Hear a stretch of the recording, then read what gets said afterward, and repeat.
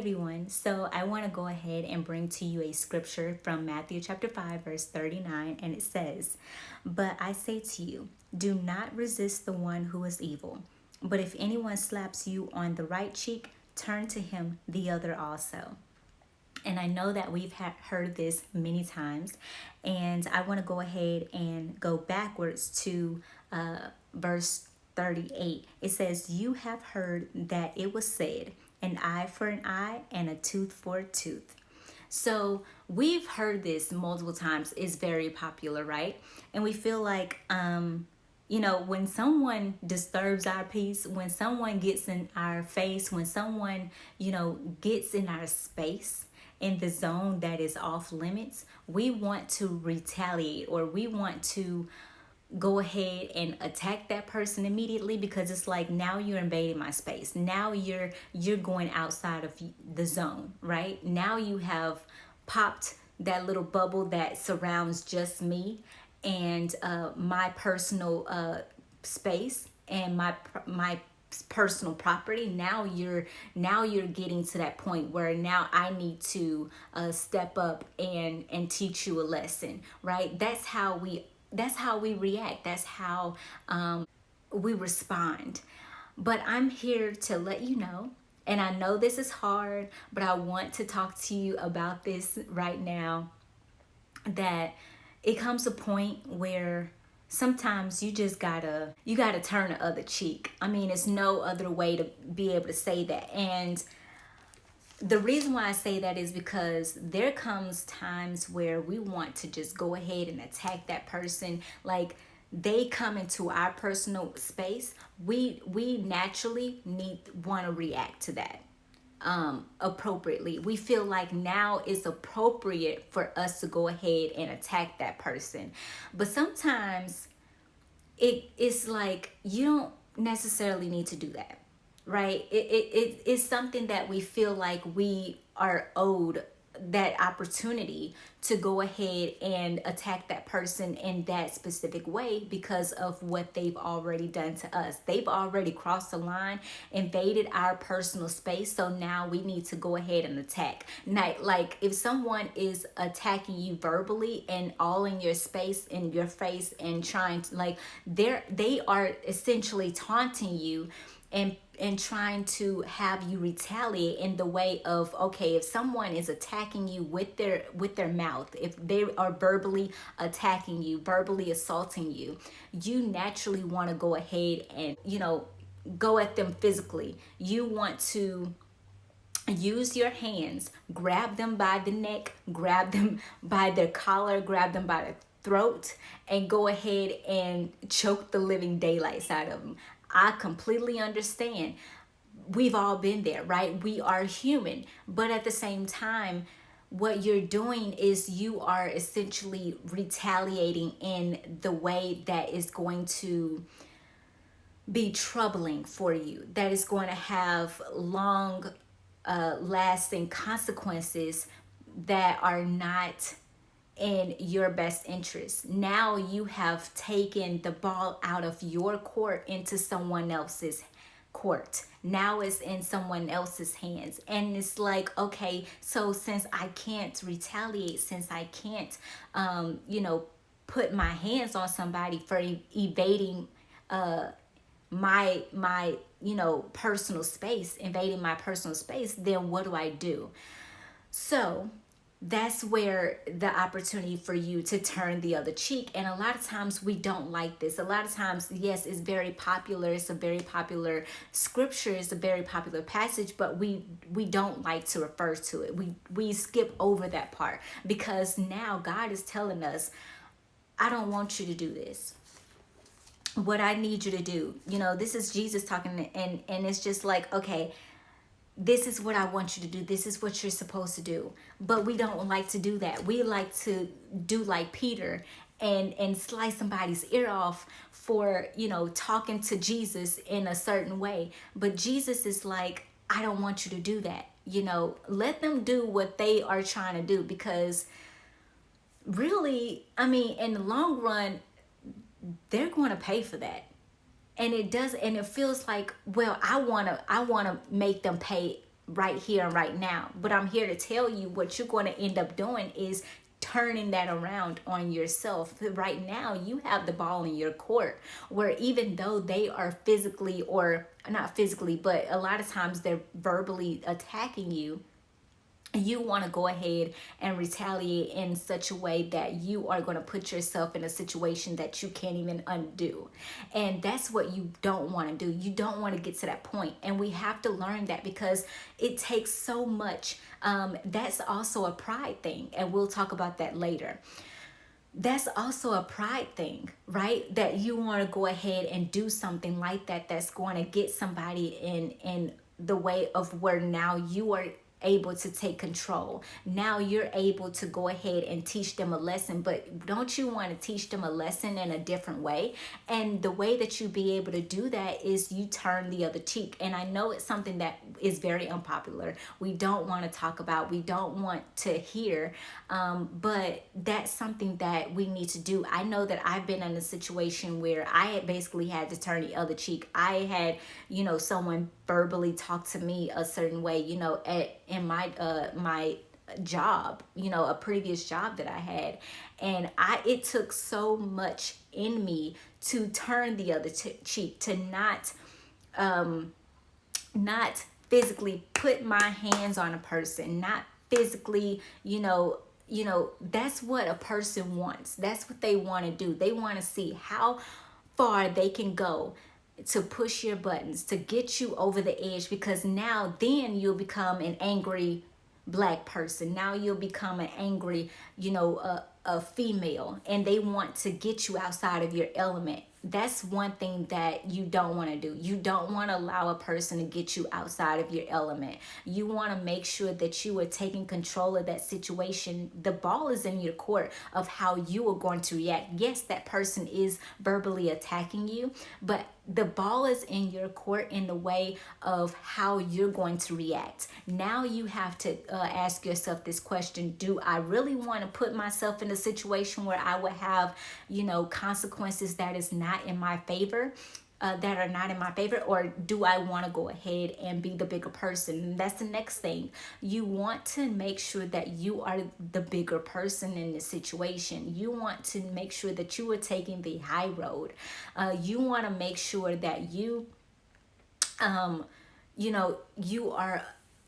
bigger and better at this situation, that God is going to take care of the situation for you. I know that it's hard to understand that. I know that it's like, okay, well, sometimes God is, kind of slow in situations like this. I've told people this at work at, at one of my, ultimately became one of my favorite jobs. Like, I told someone that I worked with, and they said, God is, he gonna take forever, and I ain't got all day. And I'm just like, but you don't understand. Like, you have to get to a point where you can take control of your emotions, that you are not putting yourself in a position that is ultimately going to be a true consequence for your actions. You have to be the bigger person. You have to learn and understand that there are repercussions for your actions. You want to be able to, this honestly is a test, right? And you have to put yourself in a position and asking this question: do I want to fail this test, or do I want to pass this test? I know God is testing me at this moment to see, what I'm going to do. I need to, really look at this situation and figure out, do I want to pass this test right now? Or do I want to go ahead and fail this test? And that's what you have to ask yourself. Do I want to go ahead and react in a way that I'm going to have ultimate consequences that are not going to be in my favor? Or do I want to go ahead and pass this test, get over this situation, not have to deal with this anymore? Because people come and they attack you for a reason, because they feel like you are not in a position to do anything. And it's usually coming from a superior person, right? A superior authority figure. And they feel as though they can attack you and push your buttons in a way where you are not going to retaliate, or you are going to retaliate, or you want to retaliate. It takes everything in your body to calm down, to tone down, and not get red in a sense, not, put yourself in a position where you just want to go ahead and boil over, right? Everything in your body is getting hot, is getting tense, is getting frustrated. You are like, oh my goodness, you're balling your fists. You want to take it to the next level, but take this opportunity to think about it first. Think about what you're going to do. Think about your reactions. Go ahead and calm down in this moment. Really just what I had to do, honestly, in my situation, I got like that. I completely understand what you're going through. I got like that, and it took everything in my body to calm down. I literally had to go either it happened in my office or it happened in her office, and I had to get to the point I had to wait for her to leave.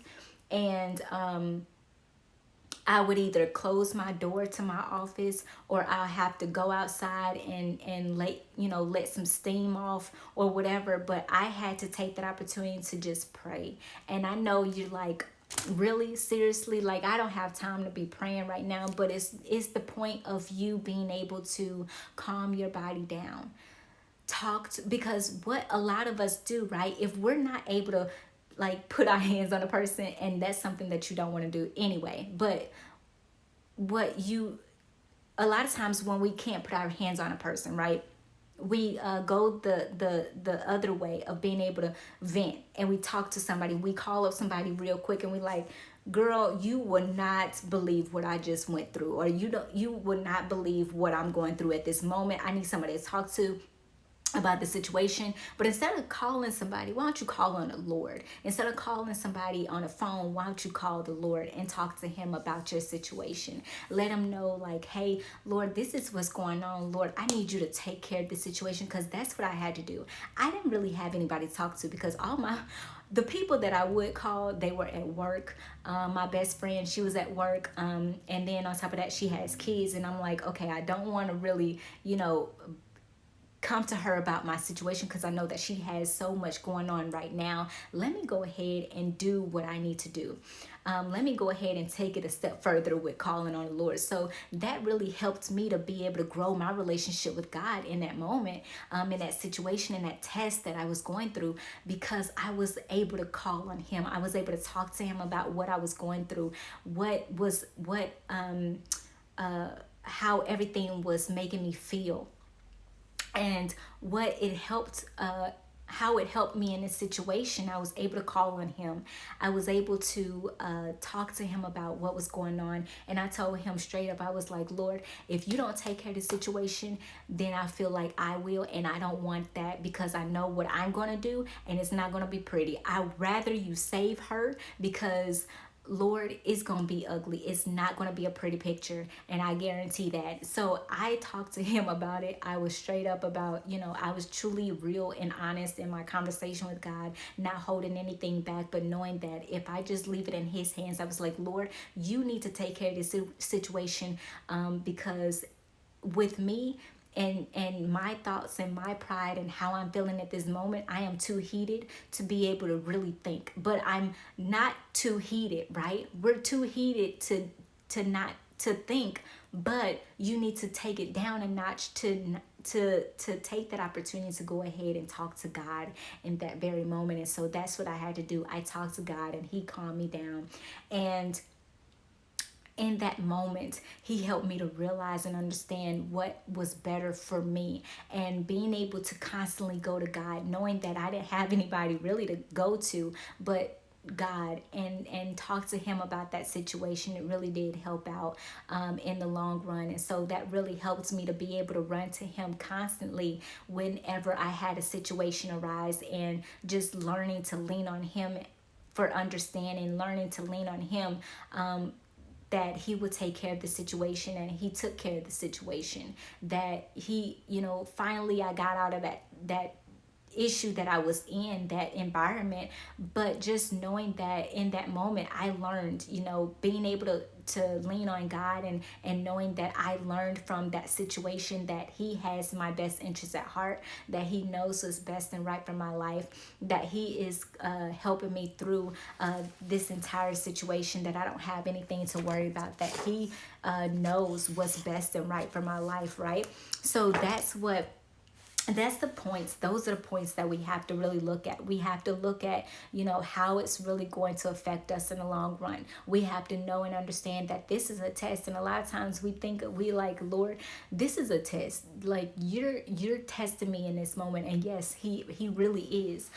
He wants to know, like, what are you going to do in this situation? There's always a situation that arises, right? And so it's always about, like, how are you going to react? Are you going to retaliate in such a way that you're going to have major consequences that are not going to be in your favor? Or are you going to go ahead and call on him? Are you going to turn the other cheek and allow him to take care of the situation for you?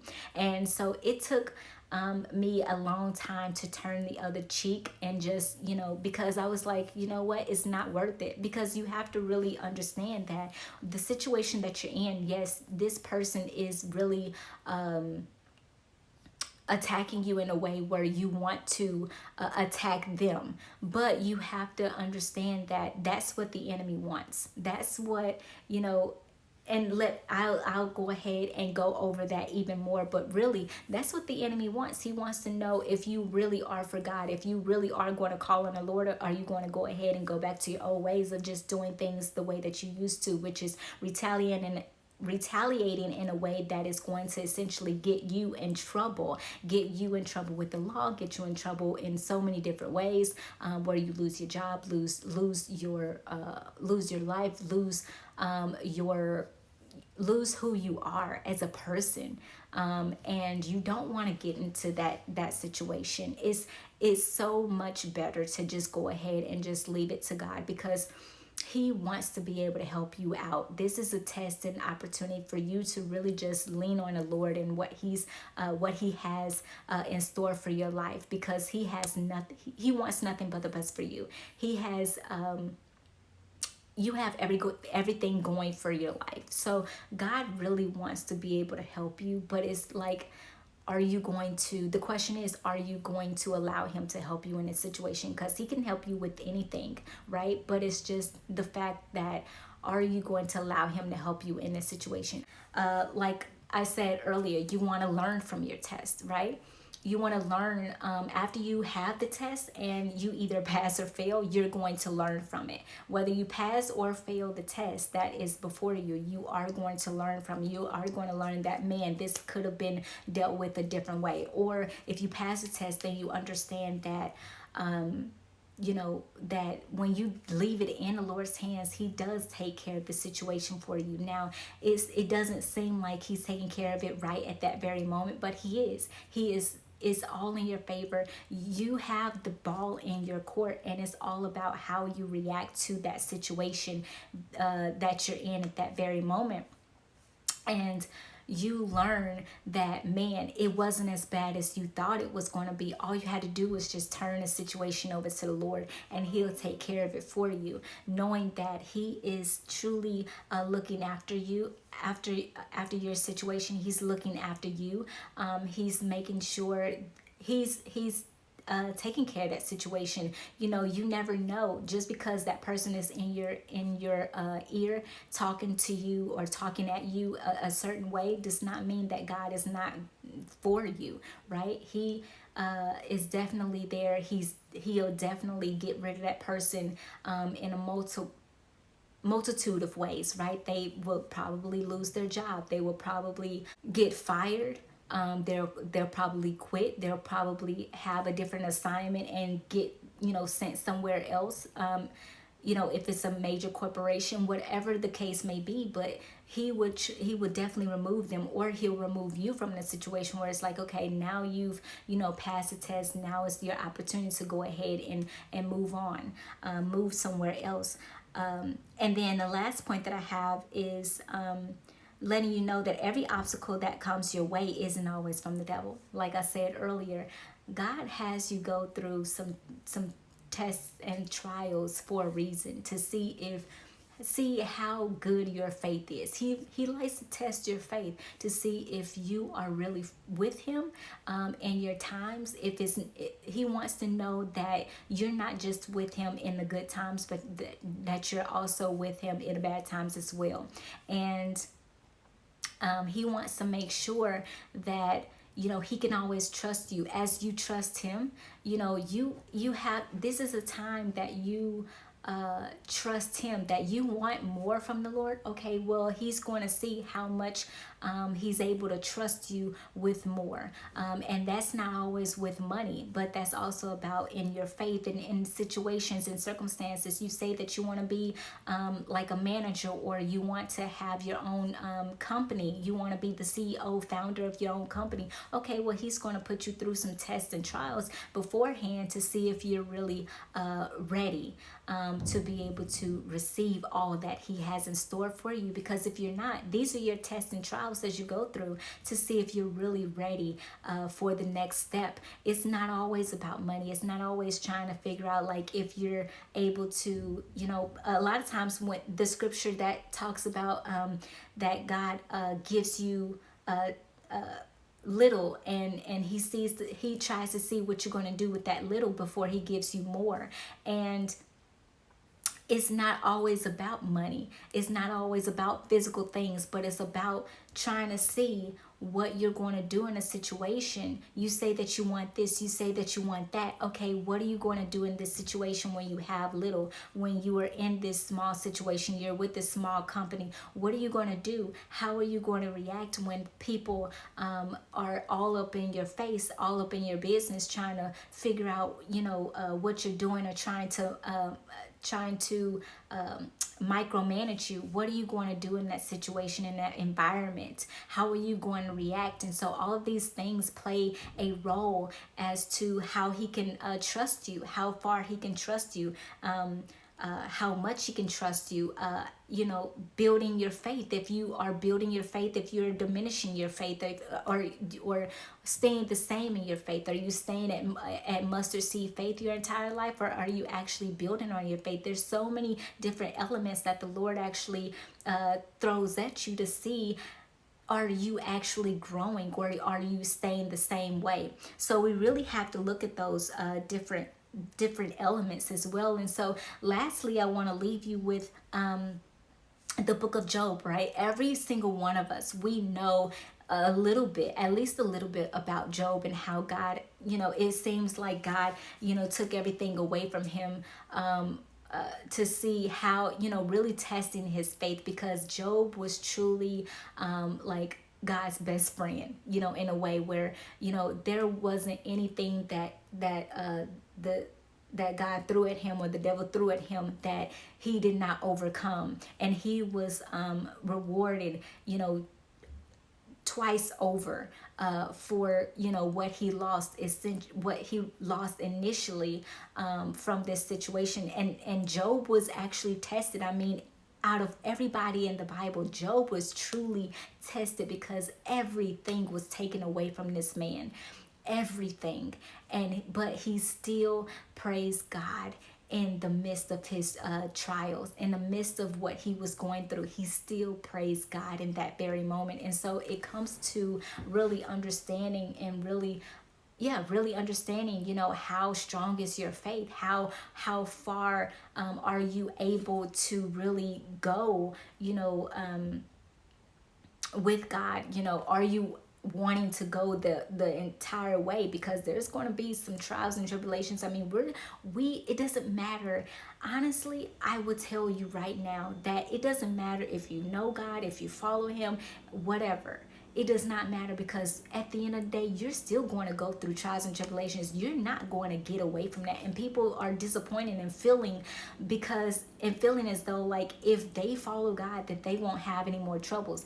That's not it at all. You will have even more troubles, okay? Because you do follow God. And that the reason why is because now the devil has no one to torment, right? The best example that I can think of is when I was watching God's Not Dead. it said, in that movie they were talking about, the guy said that, I don't follow God. He was talking to his mom who was ill and she had dementia, and he went to finally go see her. And he was saying, it's crazy that I don't even follow God, but and I'm so mean, right? How I treat you, how I treat other people, but I'm so successful. But here you are, you follow God and you do everything right and you're so nice. But here you have dementia. Here you have this you have this ailment. You have this illness. And in that moment, God really spoke to her and through her at that moment to him, to reach him. And she said, the devil will put you in a situation where you will feel so comfortable that you don't even want to follow God because you feel like there's no reason to. I mean, I am so successful, I don't need to.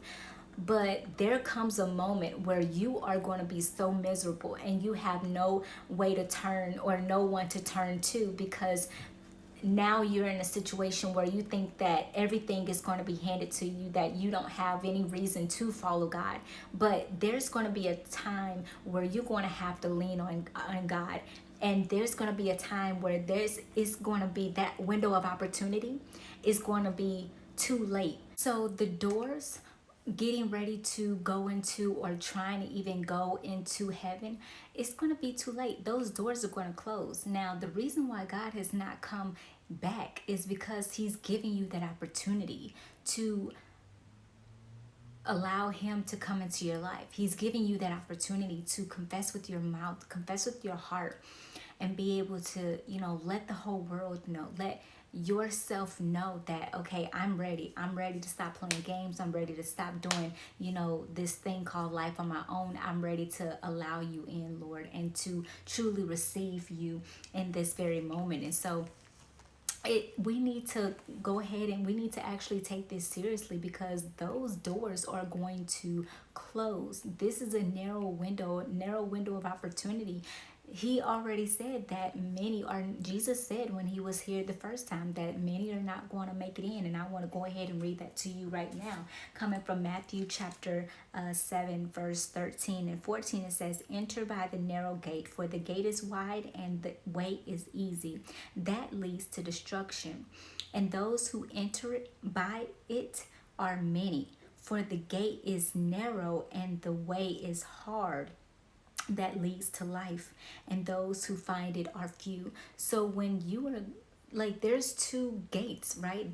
There's a wide open gate where you go basically through hell and you say that there's no God, there's no such thing, there's no way, it's not possible, this life, yeah, we like, you just don't believe. You're saying that if I can't see it, then I don't believe it. You're that type of person. And you know and you don't come to grips and understanding and knowing God for yourself, then that will be, your fatality. That will be your fate at that moment. You going to leave this earth, and you be that one that's going through that wide gate, because it's easy, right? When you have all the space in the world open and have that opportunity to just go through that wide gate, so many people are going to go through there.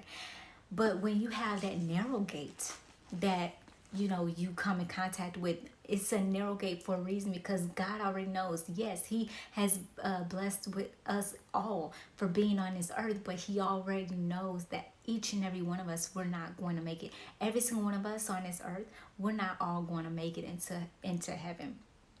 It's just the facts, right? It's unfortunate, but it's the true hard code facts about it. And whoever goes through that narrow gate, it's going to be difficult, because of you have to die of the flesh, and you're raising up again in a transformation, and having a better outlook on life, and having God be a part of that. Like, your spirit is changed, your heart is changed, your mind is changed. You are truly transformed, and he renews your heart, soul, and mind. He changes you for the better. He molds you into who he has you to be. And yes, it's definitely hard to be able to give up all that came so easy before and go ahead and give it to the Lord. It's hard to do something like that, but it's the best thing. I promise you, it's the best thing you will ever do in your entire life, because now you have the opportunity to not go to total damnation. You will not go ahead, you will not you know you the fact is, you will not grind your teeth, you will not suffer, you will not burn in eternity, but you will live, and you will continue to live and be with God, and be in a place that is truly of milk and honey, and a land of milk and honey, and gold, and everything, and it's just white as snow, and it's just so amazing. Go ahead, and if you want to read more about how it is in heaven, and the interpretation that they give you, the you know what God has allowed us to really be able to, what he's revealed to us and allowed us to be able to write down in the Bible. Go ahead in Revelation and read that. I promise you, it's so amazing. Make sure that you take this opportunity to follow God, to listen to him, to call to lead with him by your side, to continue to take this opportunity to confess with your mouth, and believe in your heart that Jesus is Lord. Believe in your mind, believe in your heart as well, that Jesus is Lord, that he died on the cross for your sins. Believe that God raised him from the dead after 3 days, that he was resurrected. And before he ascended to heaven, he walked among us, and letting people know, having people to know and understand that, yes, he did exactly what he came on this earth to do, that he fulfilled the purpose, the promise that he had on his life, for his life, and for our lives as well, as we continue to be here on this earth, that he came and walked among us, and even after his he resurrected, and he took the opportunity to go ahead and let us know, hey, this is what I said that I was going to do. It came true. That, hey, if you need to, go ahead and look at my hands. Look at my hands. Look at the holes that are in my hands. Look, and I'll tell you that this is real, that I am really here. And I told you what I was going to do, and I did that. And I said that because his word does not return void. What he says that he's going to do, he does. It happens. And I am so thankful and so grateful for that. He wanted to prove to us, and he wanted to let us know, he wanted to be that example. He wanted to let us know that everything that he was telling us about is true.